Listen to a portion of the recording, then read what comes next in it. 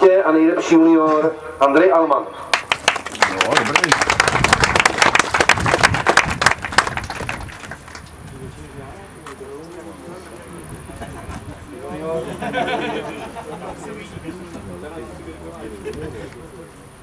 Na druhém místě a bez prémií Jakub Bartoň. A nejlepší junior byl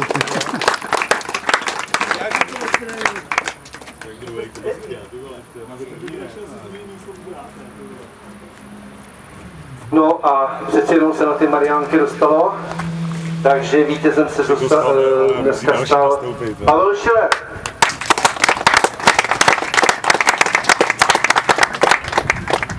Jdeme si model.